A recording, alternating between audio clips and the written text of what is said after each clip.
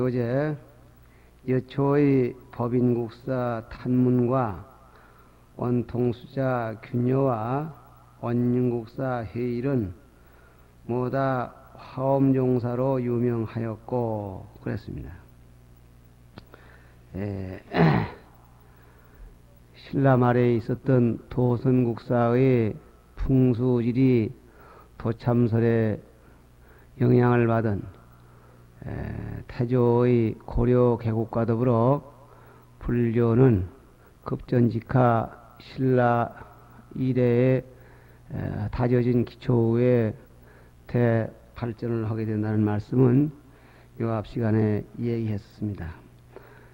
급히 발전함과 동시에 비판적인 요소도 없지 않았지만은 그러한 보호 육성 정책에 힘입어서 유명한 그런 인재가 나오게 되고, 그런 유명한 인재가 있음으로 해서 고려 불교는 사실상 탄탄한 기반 위에 올라서게 되는 것입니다. 그 가운데 그 대표적인 인물로서 이 교재는 법인국사 탄문을 평탄을 탄자 그럴 문자 탄문을 맨 처음에 꼽고 있는 것입니다.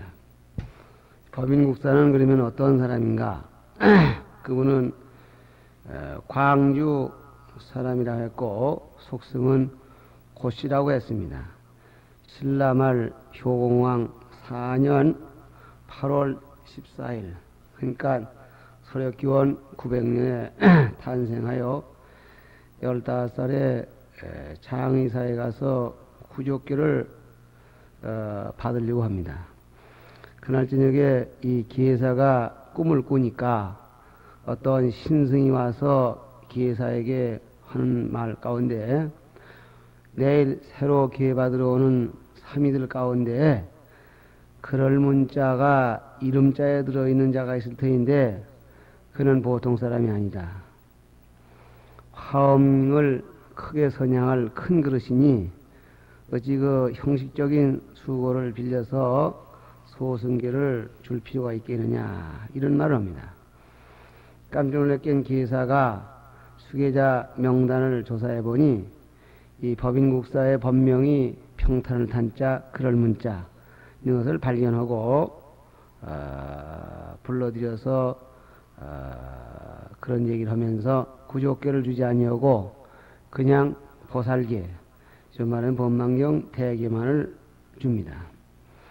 이것이 이제 계기가 되어서 명성이 재산에 진동을 해서 호를 성삼이, 성인이 꿈에 일러준 삼이다, 이렇게 해서 성삼이라고도 말하고, 후에 태조가 등극한 이후에 별호를 얻은 그런 화상이라 해서 별화상이라는 그런 칭호를 드릴 정도로 덕망, 명성이 높았던 분이라고 합니다. 그분의 일생 동안에는 그 신기한 가문도 많이 있어서 충남 해미 있던 구룡사에서 화엄경을 강하는데 새, 토끼 이런 짐승들이 와서 건히 경을 듣는 그런 상스러움도 있었고, 태조 25년 7월에는 그 지역에 이 메뚜기가 넘어 성에서 별을 다 갉아먹는데 이 법인국사께서 법주가 되어서 경을 설해서 재앙을 쫓았더니 메뚜기가 다 물러가고 풍년이 이뤘다, 이렇게 기록되어 있습니다. 이러한 그 명성이 고매한 분이므로 태조를 비롯해서 역대 왕들의 그 극진한 예우를 받다가 광종 26년 정월달에 늘 인연이 있었던 가야산 보원사라고 했습니다. 지금 서산 땅인데 있었던 절인데 그리 돌아와서 쉬려고 하직하고 물러가니 광종이 국사를 증합니다. 국사로다가 추대합니다.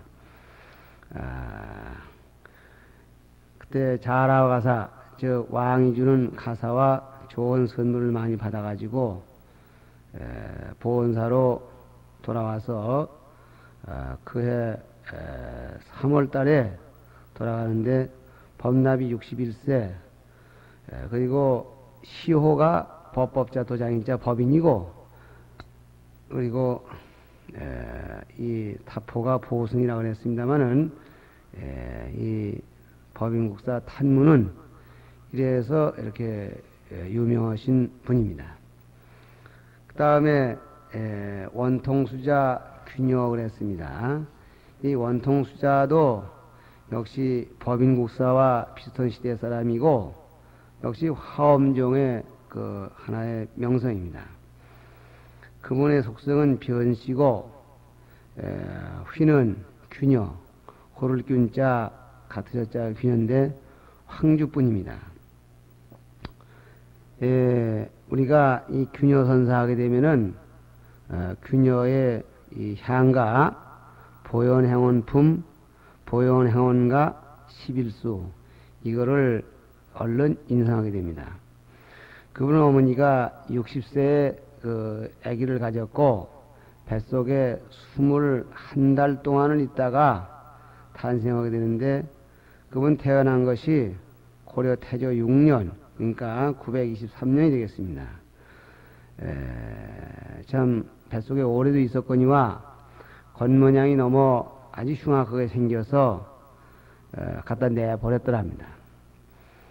근데 새가 와서 모두 그 날개를 덮어서 갖다 버렸지만은 궁금해서 살며시 가보니까 새들이 그 아기를 품어줘. 그래서 부모가 짐승들도 저렇게 품어주는데 아무리 배기 싫게 생겼지만은 자기 밑으로 낳은 자식을 갖다 버려서 안 됐다, 이런 뉘우친 마음을 내고 들어갔다가 키웠더란 얘기입니다. 이분이 조실 부모를 하게 되는데, 조실 일찍 부모를 잃고 공부를 참 하게 되는데, 마침 그의 사촌 형님인 선균 하상이라는 분이 이미 출가해서 덕망이 높은 신이었습니다. 그분을 따라서 15살에 출가를 하게 됩니다. 출가를 해서 그것이 계기가 돼가지고 의순공이라는, 의순공 그러니까 오르르 이자 순을 순자 의순이라는 스님인데, 어떤 스님의 경우는 공짜로 이렇게 붙여드려요. 의순 스님이라는 분이 그 당시에 그 근처 영통산에서 화엄경을 강하는데 매일 가서 그 경을 듣고, 그리고 이 참 얻은 바가 매우 커서 그것이 계기가 되어서 화엄종의 그 참 대들보가 됩니다. 그의 덕마 학덕이 여러분 광종의 그 귀를 받게 돼서 그 후원으로 화엄종을 선양하게 되는데, 그 당시 화엄종에는 인재가 너무 많아서 이른바 남학파, 북학파로 이렇게 갈렸었습니다. 남학파에는 볼관자, 지혜자, 관해가 중심이 되고, 북학파에는 해인사 조사전에 가면 그 가슴 뚫어진 그런 그 등상이 계시는데 그 휘랑조사가 중심이 됩니다. 그래서 이 양파의 사이가 구구절절 이렇게 자꾸 걸뜯고 용납되지 않는 것을 이 균여 스님이 양파를 융화시켜서 그러한 그 시비가 부당함을 이렇게 강조해서 결국은 화엄종이 하나로 합치는, 그래서 화엄종의 그 세를 다시 부흥시키는 그러한 계기가 됩니다. 아까도 말씀했지만은 이러한 그 중도적인 입장에서 순수하게 화엄경을 선양하는 그런 한 방법으로서 사례가, 즉 향가를 향가에 능숙해서 보현보살의 십종대원과 그 설원 이렇게 해서 11장을 지은 것이 지금 해인사 장경각 사간장경 그 각 속에 균여전 속에 그 수록되어 있어서 귀중한 문헌으로 전하고 있습니다. 그분이 참 좋은 저술을 많이 내셔서 화엄 공목장이라는 것은 화엄경을 보는 분들에게 좋은 참고 자료가 되고 있는 것도 한 사실입니다. 그분이 말년 광종 24년 돌아가신 무렵이 되겠습니다. 973년에 그 당시 김해부사가 왕에게 이런 그 첩보를 올렸습니다. 이상한 중이 스님이 방갓을 쓰고 해변에 이르는데 그 이름을 물어봤더니 그 말이 나는 비바시불이다 이렇게 말하고 일찍 500겁 전에 여기를 지내간 인연이 있어서 여길 다시 왔는데 지금 사만이 통일되었으나 불법이 제대로 일어나지 않았기 때문에 옛날 인연을 보답하기 위해서 이 송악산에 잠깐 머무르면서 가트여자 하나를 가지고 법을 널리 펴다가 지금은 일본으로 건너가려고 한다고 일본 가려고 바닷가에 나와 있다고 김해 앞바다에 나와 있다고 이렇게 하고 이제 말을 마치자 자취를 감췄다고 그랬습니다. 그 말을 들은 그 광종이 이상해서 그 날짜를 가만히 짚어보니까 이 균여대사가 돌아가신 날짜하고 맞더라 그랬습니다. 그러니까 이 돌아가신 날짜가 바로 그러니까 6월 17일이 되겠고 광종 24년 6월 17일이 된다는 것입니다. 결과적으로 이 양반이 이 세상을 사신 나이는 51살이 되겠습니다. 다음은 원융국사 회의를 그랬습니다. 이분은 위에 두 분보다 약간 뒤져서 탄생은 화엄종 대덕입니다. 그분의 속성은 김씨, 그리고 법명은 결응, 틀결자, 엉키릉자, 결응이고 명주뿐입니다. 광종 15년 서기 964년에 탄생해서 12살에 용흥사 광괭수자, 넓을광 넓을괭, 광괭수자라는 분에 의해서 출가를 하게 됩니다. 출가하는 전날 그 은사신임 될 분이 꿈을 꾸니까 풍악을 갖추고 신라에서 신라나라의 그 결혼대덕을 맞아 오신다고 해서 맞고 정중히 예헌 뒤에 자세히 보니까 그 얼굴이 이 원융국사였더라고 그랬습니다. 말하면은 그 얘기는 뭐냐면은 결혼대덕이라고 해서 배우는데 그날 그 기회 받으러 온 그 사람 얼굴과 똑같더라 그래서 결혼대덕이라는 결자하고 결혼대덕 그 인연이 엉켰던 것을 결했다 이래서 법명을 결응이라 그래 해줬고 또 그분이 나중에 명성이 높아져서 목종에게 대사의 법계를 받고 현종에게 수자의 법계를 받고 정종에게 승통의 법계를 받습니다. 그리고 내정으로 경을 법문으로 들어가는데 가는 도중에 산소함이라는 남자의 잠깐 쉬러 들어갔더니 그 절에 스님이 고하기를 지난밤에 미륵부처님이 나타나서 말하기를 내일 나의 도반이 여길 지나가게 될 터인데 잘 시봉을 해드리라고 이리 말을 했다는 거예요. 그런데 오늘 하루 종일도록 아무도 지나가는 이가 없고 오늘 들린 분은 오직 신임뿐이니 신임은 반드시 미륵 부처님하고 도반이 틀림없다 이런 말을 하더라고 그랬습니다. 그리고 내정에 가서 경살림을 하는 도도 중에는 시랑 뺏으런 강은 별강자 그리고 높은 자 강은이라는 집에서 잠자리를 하고 숙소를 하게 되는데 밤에 시랑이 뜰하게 나와보니까 스님 방에 불은 껐는데 경인 소리가 날랄랄랄 들려오는 거야. 그래 안 주무시고 어디 밤새 불을 끄고 경을 해오시는가 하고 여기 창문가에가 들어보니까 결국은 코 고는 소리다. 예. 코 고는 소리. 코 고는 소리인데 멀리서 들으면 경인 소리 들으라 그랬습니다. 말하면은 항상 화엄 선매 속에 있는 그런 증거다 이렇게 전하고 있습니다. 그분이 끝내 정종 7년에 정종께서 왕사를 봉헌해 했으나 끝내 사용하더니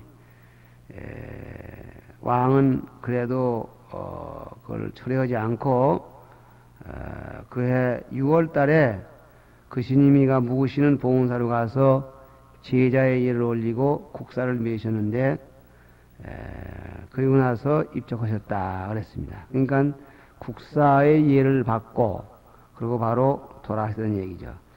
어쨌든지 이분들의 전기가 화엄경을 어떻게 어떤 방법으로 저술해서 폈느냐 하는 것은 구체적으로 규녀 스님의 한해서는 분명한데 이분들은 어쨌든 이 경에 몰입한 그런 부사의한 경지가 현저하다 뭐 그런 얘기가 되겠습니다.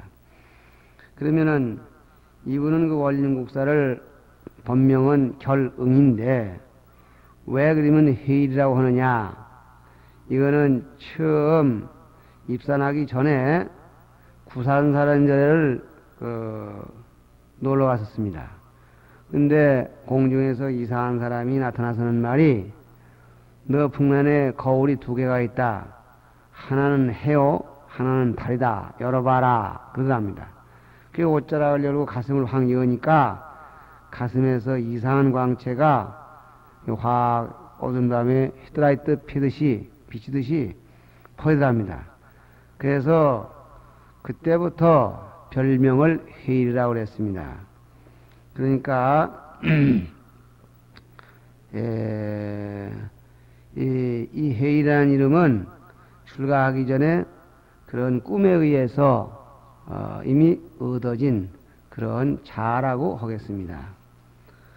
그 다음은 교재를 다시 한번 보시면은 봉림산파의 원종 국사 찬유와 휘양산파의 정진국사 경량과 원공국사 지종은 모다 당에 가서 종법을 전수한 이로서 국왕의 우를 받고 동리산파의 광자대사와 법상종파의 해소국사들이 다 인천에 사가되어 일세를 교화하였다 그랬습니다.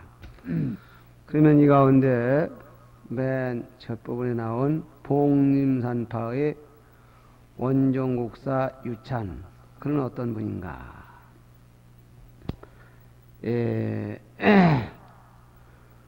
봉림산파는 구산문의 한 팔이라는 것은 선문의 한 팔이라는 것은 익히 알고 있는 사실입니다. 이분이 주로 광주 해목산 고다론에 계셨다 해서 정확히 말하면 광주 해목산 고다론 원종국사 이렇게 흔히 길게 말하는 예가 있습니다. 이 고다론이라는 것은 지금 여주 이 고달사라는 절이 있는데 높을 꽃자 통달자자 그것이라고 하는 분도 있고 또 다른 데 있다고 하는 분도 있는데 우리가 현지답사를 못했습니다. 여주 그 실록사 그 주변에 고달사라고 해서 대단히 훌륭한 절터가 사적지로 지금 비어 있습니다. 그분의 이름은 교재에서 얘기한 바와 같이 빛날찬 그 건류 찬유고, 그분의 속성은 김씨, 계린 김씨입니다. 신라 경문왕 원년의 4월 초 4일에 탄생했다고 했는데, 그러면 861년이 되겠습니다.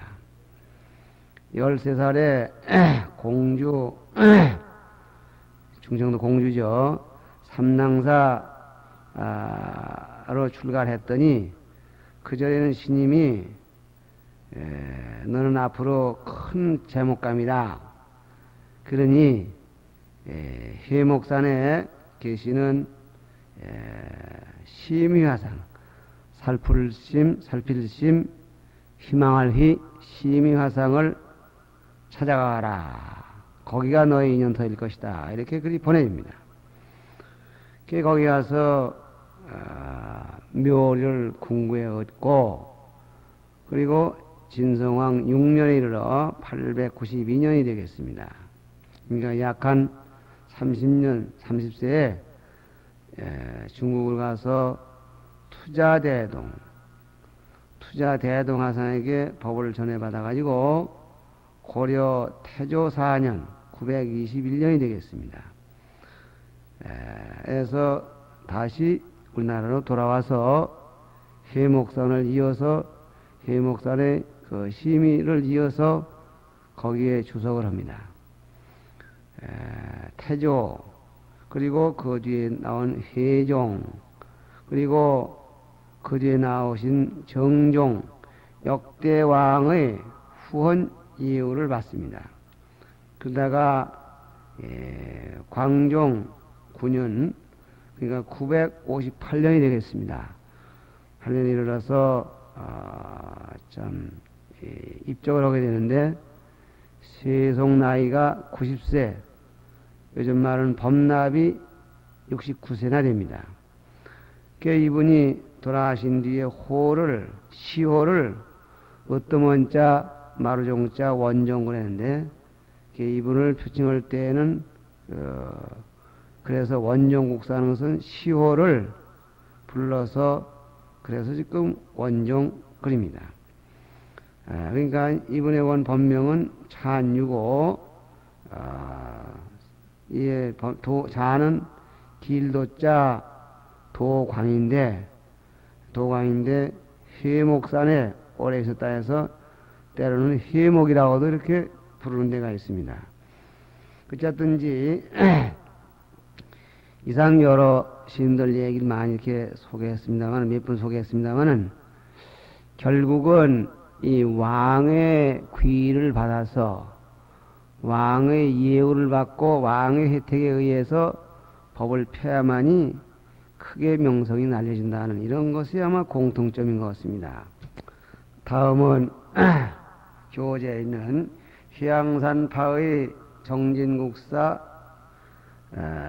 경량 그랬는데, 이분은 공주 사람이고 속성은 왕씨입니다. 신라 헌강왕 4년 서력기원 878년에 태어나서 공주에서 득도해서 선문으로 들어가 법을립니다. 21세 되는 해 효공왕 2년에 당에 들어가서 국산 도연하상인가를 받았다는데 어떤 분인지 모르겠고, 다시 경혜왕 때 우리나라에 돌아와서 광주 백암사에서 머무르면서 정진을 쌓습니다. 왕이 이 말을 듣고 모셔와서 표로를 사하고 그랬는데, 고려 쪽에 들어오면서 태조, 해종, 정종의 극진한 그 예우를 받게 됩니다.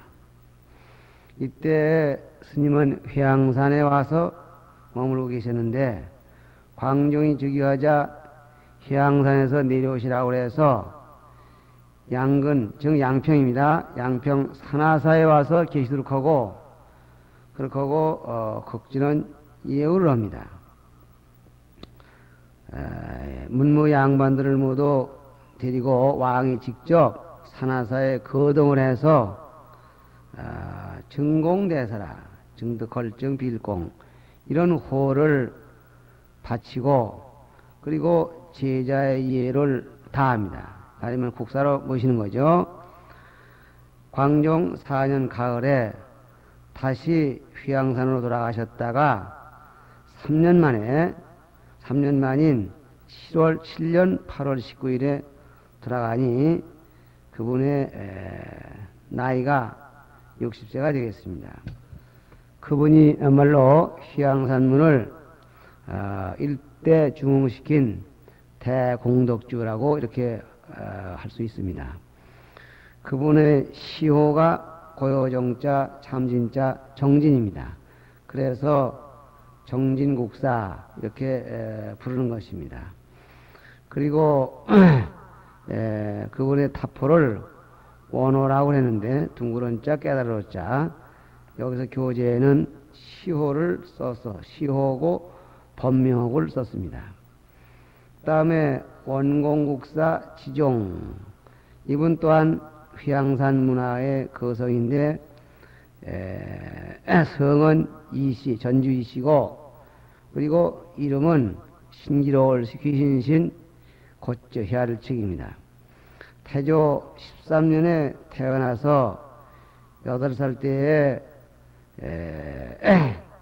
서천국 마갈타국의 대법륜보리사에 사는 스님 홍범이라는 분이 우리나라에 왔을 때 산하사에 잠깐 들렸습니다. 지금은 산하사가 별 볼 일 없는 구석절이지만은 그때는 국빈이 왔다 갔다 할 정도로 큰 절이었습니다. 거기 가서 그 앞에 가서 출가합니다. 그래서 1년이 못돼서 그 삼장이 즉 홍범 삼장이 인도로 돌아가는 바람에 따라가지 못하고 광화사 경철 화상에게 업을 받다가 광종 4년 휘양산 초선사에게 법을 짓습니다. 이래서 휘양산 가족이 되고 광종 때 승과에 급제하는 것이 그분이 두각을 나타내게 되는 그런 실토가 되겠습니다.